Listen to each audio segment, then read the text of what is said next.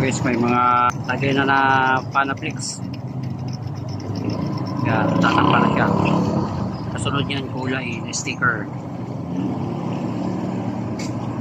Yan po ang ano ngayon. Ganap namin dito sa aming ginagawang logo. Sa maghapon talaga. Pahirapan sa sobrang laki. Makita mo yung mga tao, lilit na.